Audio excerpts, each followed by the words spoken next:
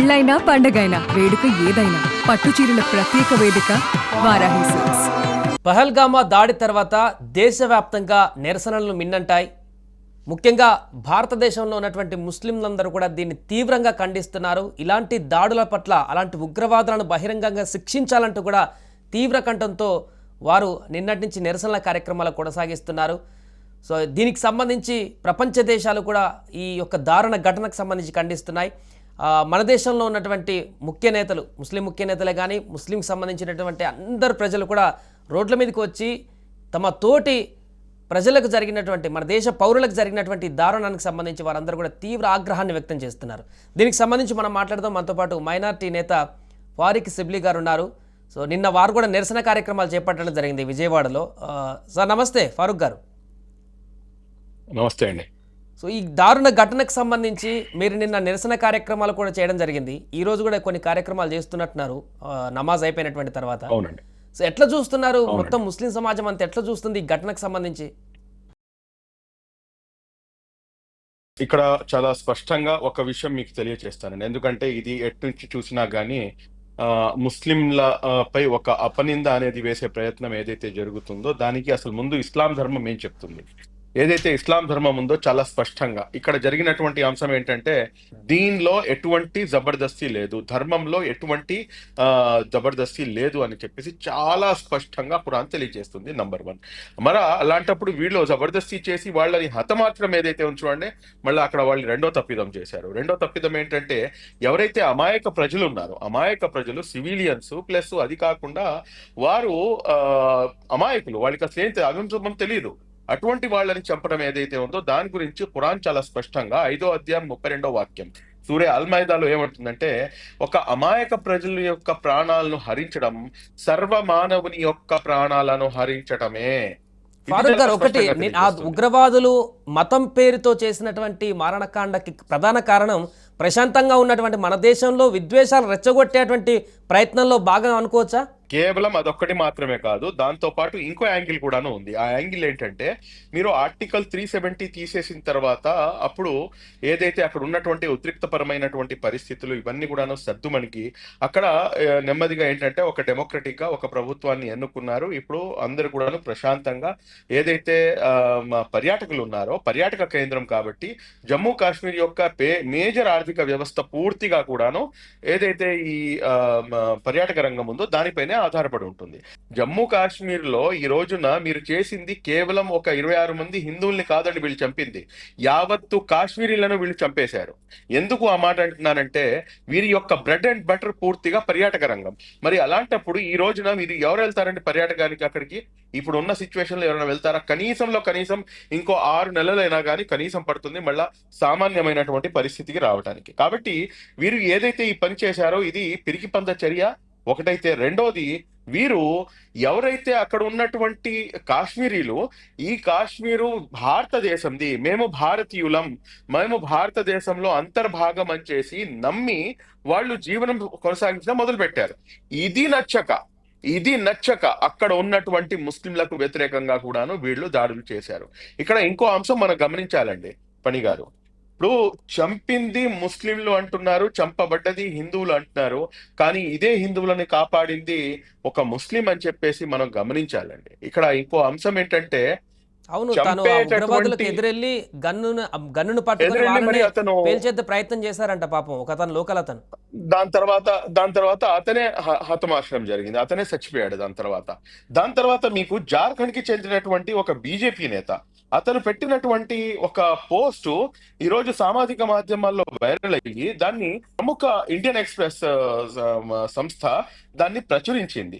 ఏమని చెప్పేసి చెప్తుందంటే, మాకు అత్యంత దారుణమైనటువంటి సిచ్యువేషన్ లో మేము ఉన్నప్పుడు మమ్మల్ని కాపాడింది ఈ కాశ్మీరీ యువకుడు అని చెప్పేసి చెప్తూ Pahalgam guide became an Guardian Angel, అంటే ఒక ఏమంటారు, ఒక ఫరిష్టా ప్రవక్త Angel for Chhattisgarh BJP worker. And ఇంకొకటి ఘటన జరిగినటువంటి జమ్మూలో ఉన్నటువంటి ముస్లింస్ అందరూ కూడా లోకల్సే, వాళ్ళే తీవ్ర కంఠంతో వ్యతిరేకించారు ఈ ఘటనకు సంబంధించి. మా నేలలో మా దగ్గర ఇలాంటి ఘటన జరగడం, వచ్చినటువంటి పర్యాటకులకు ఇలాంటి దారుణ ఘటన జరగడం వాళ్ళే సహించలేదు. అసలు ముందు రోడ్ల మీదకి వచ్చి ధర్నా రాస్తారోకలు చేసిందే వాళ్ళు. ఇది శుభ పరిణామం అండి. ఇది శుభ పరిణామం. ఈ దేశం యొక్క గొప్పతనం, భిన్నత్వంలో ఏకత్వం ఏదైతే ఉందో, నేను ఈ సందర్భంగా నేను డిమాండ్ చేసేది ఏంటంటే సార్, జరిగింది ఏదో జరిగిపోయింది, కానీ ఇప్పటికైనా కానీ ఏదైతే పిఓకే ఉంది చూడండి, పాక్ ఆక్యుపైడ్ కాశ్మీర్, దాన్ని కూడాను మనం స్వాధీనం చేసుకోవాలి. దాన్ని కూడాను స్వాధీనం చేసుకునే దిశగా మనం ముందుకు అడుగులు వేయాలి. పాకిస్తాన్తో ఇక్కడ ఉన్నటువంటి ముస్లింలకు ఎటువంటి సంబంధం లేదు. వాళ్ళని పూర్తిగా ఖండిస్తుంది భారతదేశంలో ఉన్నటువంటి ముస్లిం సమాజము. ఇంకో అతిపెద్ద అంశం ఏంటంటే, మీకు 2008లో అనుకుంటానండి, ఒక యాంటీ టెర్రరిజం ఒక ప్రోగ్రామ్ ఒకటి కండక్ట్ చేసి దాదాపు 600 మంది ముస్లిం మత పెద్దలు, మన దేశానికి చెందినటువంటి పెద్ద పెద్ద ఉలేమాలు, మత పండితులు, అన్ని మద్రసాలకు చెందినటువంటి వాళ్ళు కలిసి యునానిమస్ గా ఒక డిసిజన్ తీసుకుని ఒక ఫత్వా ఒకటి జారీ చేశారు. ఎవరైతే ఇటువంటి చర్యలకు పాల్పడతారో వాళ్ళు ఏ మాత్రం కూడాను ముస్లింలు కాదు అని చెప్పేసి. కాబట్టి ఇస్లాంతో ఈ టెర్రరిజానికి ఎటువంటి సంబంధం లేదు. అవును.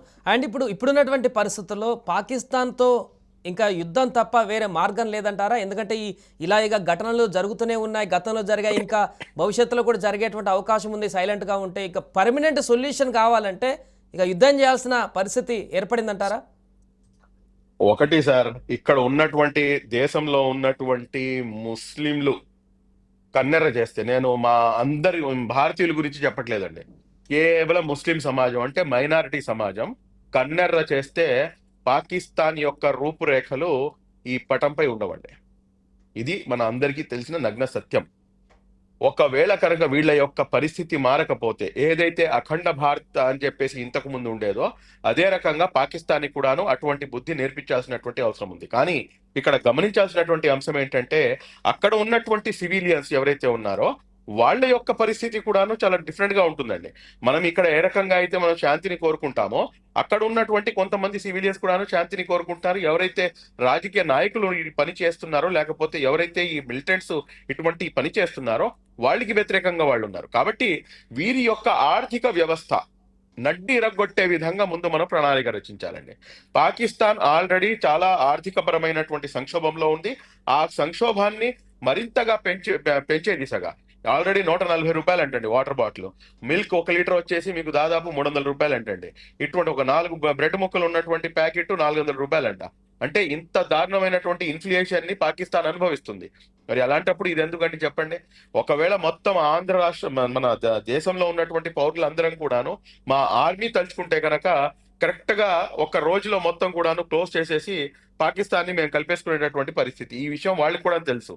కానీ కావాలని చెప్పేసి, అంటే ఈ కుట్రలకి నేను ఏమంటానంటే, ఇది ఒక కుట్ర అండి. ఈ కుట్రలో వాళ్ళ పన్నినటువంటి పన్నాగంలో మనం పడకూడదు. వాళ్ళ కుట్ర ఏమిటంటే, ఇక్కడ పరిస్థితుల్ని అనిశ్చితం చేయాలి. ఇక్కడ ఏదైతే స్టేబుల్ మైండ్ సెట్ ఉందో ఆ స్టేబుల్ మైండ్ సెట్ ని డిస్టర్బ్ చేయాలి. హిందువుల ముస్లింల మధ్య ఏదైతే ఐక్యత ఉందో ఆ ఐక్యతను సర్వనాశనం చేయాలి. ఇది చేస్తేనే వాళ్ళు గెలుస్తారండి. మనం ఆ దిశగా మనం వెళ్ళకూడదు. మనం యాజ్ ఏ ఇండియన్స్, మా కులాలు, మతాలు, పార్టీలు అన్నింటినీ కూడా తీసి పక్కన పెట్టి ఎస్ వీఆర్ ఇండియన్స్ అని చెప్పేసి మనం ముందు నుంచోవాలి. ఏదైతే ఈ పరిస్థితులు ఉన్నాయో ఈ పరిస్థితిలో కేంద్ర ప్రభుత్వానికి పూర్తిగా బాసటగా నుంచోవాల్సినటువంటి బాధ్యత భారతదేశ ప్రతి పౌరుడిది కూడాను. ఈ రోజున జుమ్మా నమాజ్ తర్వాత కూడాను ఏదైతే బ్లాక్ రిబ్బన్స్ ఉన్నాయో ఆ బ్లాక్ రిబ్బన్స్ ధరించి మనం అందరం కూడాను ప్రార్థనలకు వెళ్ళాలి అని చెప్పేసి పిలుపునివ్వడం జరిగింది.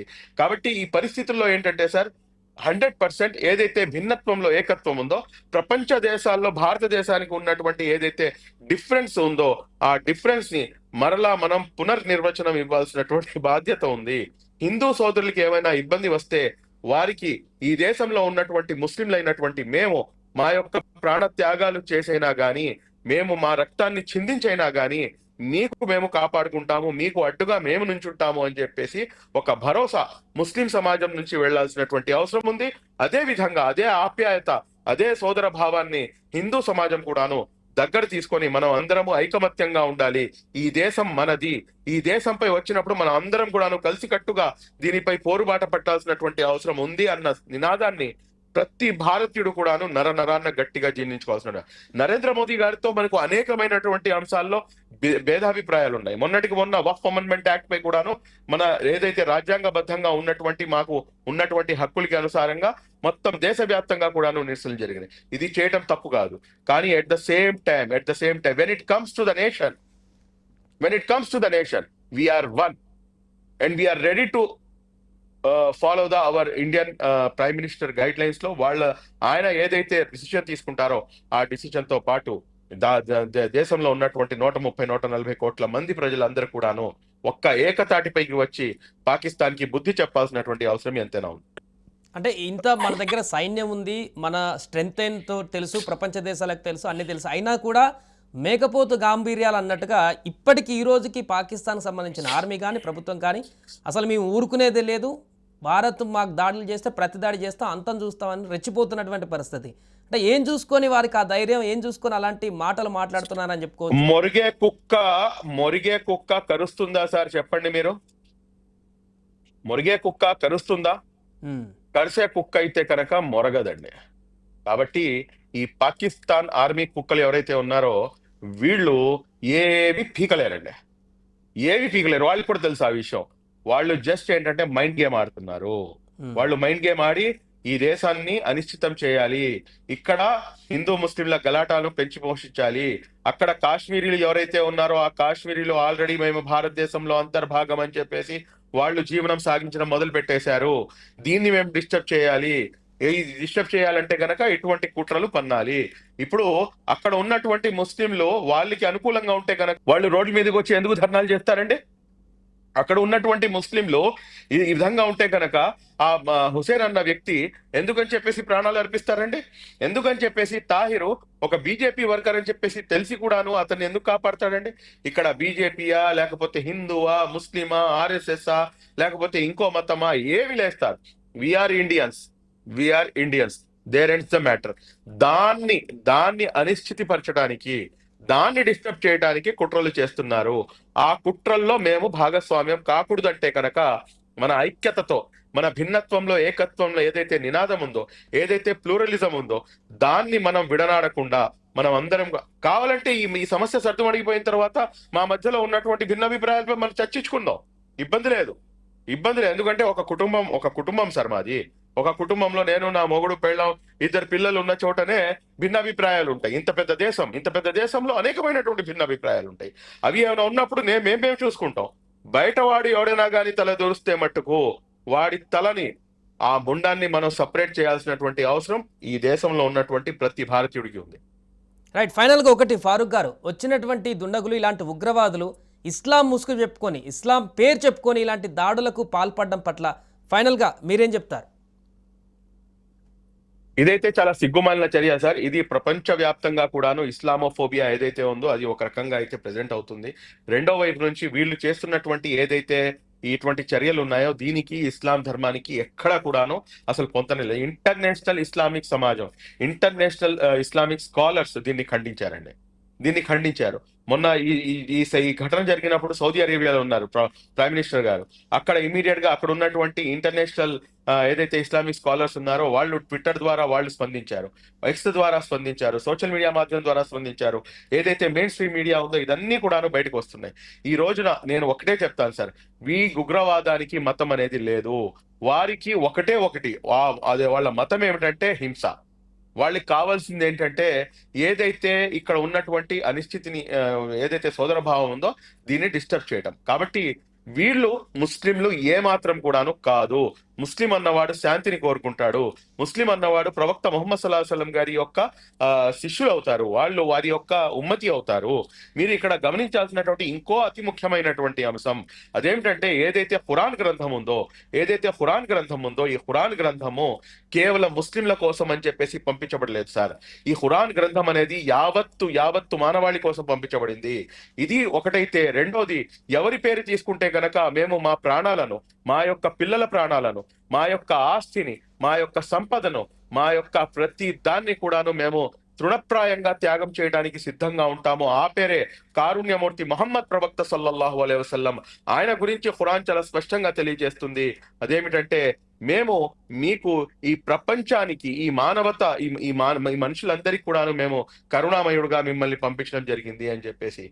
కేవలం ముస్లింల కోసం ఆయన రాలేదండి. ఆయన ఈ ఈ ఈ- ఈ ఖురాన్ అనేది వచ్చింది, అవతరించింది కేవలం ముస్లింల కోసం ఏమాత్రం కాదు. ఇది ముస్లింల సొత్తు కాదు. ఇది యావత్తు మానవతాకు వాదుల కోసం, యావత్తు మనుషుల కోసం, యావత్తు మానవతా సమాజం కోసం ఇది అవతరించింది అన్న సంగతి మనం గ్రహించాలి. ఇన్ని విషయాలు ఇంత స్పష్టంగా తెలియజేస్తున్నా కూడా కానీ ఎవరైతే వీళ్ళు ఇస్లాం ధర్మానికి అడ్డుగా ఉండి ఏ రకంగా అయితే ఈ విధంగా ఈ ఉగ్రవాద చర్యలకు పాల్పడుతున్నారో వీరు ముస్లింలు కాదు కాదు కాదు.